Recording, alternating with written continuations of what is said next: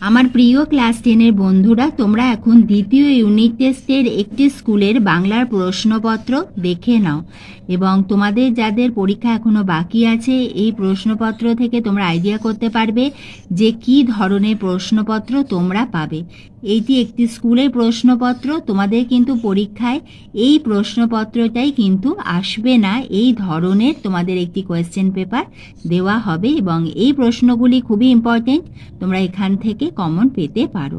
তাহলে তোমরা একটি স্কুলের বাংলার 10ম শ্রেণীর দ্বিতীয় ইউনিট টেস্টের প্রশ্নপত্র তোমরা দেখছো। দেখো এখানে 10ম শ্রেণী বাংলা এবং তোমাদের পরীক্ষা হয়ে থাকে লিখিত পরীক্ষা 40 নম্বরে। একে দাগে সঠিক উত্তরটি বেছে নিয়ে লেখো।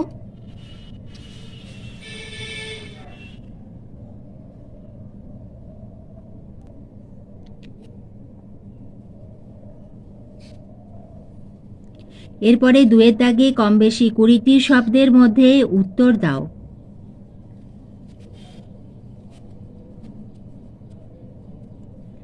তোমাদের সমাসের মধ্যে কিন্তু বড় প্রশ্ন আসবে না, তোমাদের সবকটাই হলো ছোট প্রশ্ন, প্রশ্নমান 1-এ, সেখানে এমসিকিউ এবং এসএকিউ আসবে।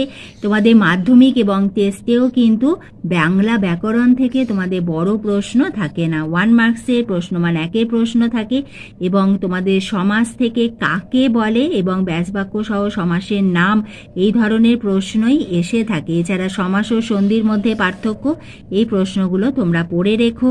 3-এর দাগে কম বেশি 60টি শব্দে উত্তর দাও।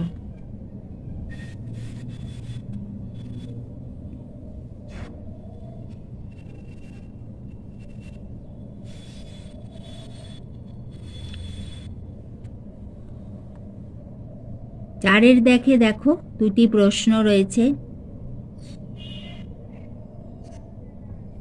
এই লাইনগুলো খুব ইম্পর্টেন্ট। মৃত্যুও সেখানে প্রবেশ করিতে সাহস করে না, ইহা পথের দাবি থেকে। খুব চমৎকার, পাগল সাজতে পেরেছে লোকটা, ইহা বহুরূপী থেকে প্রশ্ন আছে। এই লাইনগুলো তোমাকে পড়ে কিন্তু বুঝতে হবে যে ইহা কোন গল্পর অন্তর্ভুক্ত প্রশ্ন। এবং কবিতা থেকেও তোমাদের যে 2টি লাইন রয়েছে, দেখো, আসছে নবীন জীবনহারা অসুন্দরে করতেছে দন, ইহা প্রলয়োল্লাস থেকে। এবং অভিষেক করিলা কুমারে, পাঠ্যকবিতা হলো অভিষেক কবিতা অবলম্বনে কুমার চরিত্র সংক্ষেপে বিশ্লেষণ করো।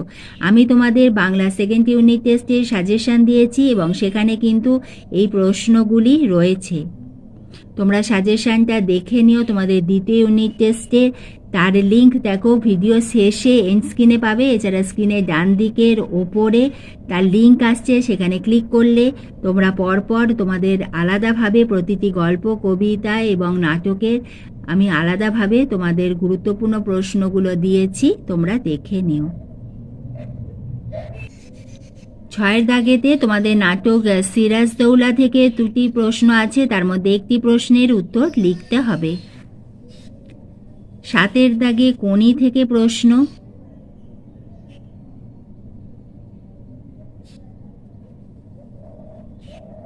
এবং 8-এর দাগেতে রয়েছে একটি প্রতিবেদন, একটি কাল্পনিক সংলাপ রচনা, 2টির মধ্যে অথবা রয়েছে।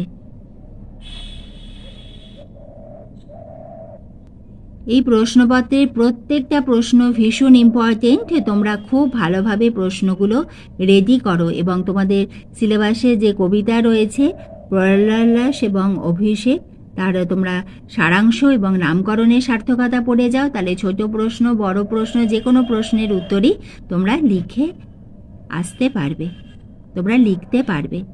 ভিডিওটি যদি এতটুকু উপকারে আসে একটা লাইক করে দিও এবং চ্যানেলে নতুন হলে চ্যানেলটি সাবস্ক্রাইবের সঙ্গে বেল আইকনটা প্রেস করে দিয়ে স্টাডি ফর এডুকেশনের বন্ধু হয়ে যেও।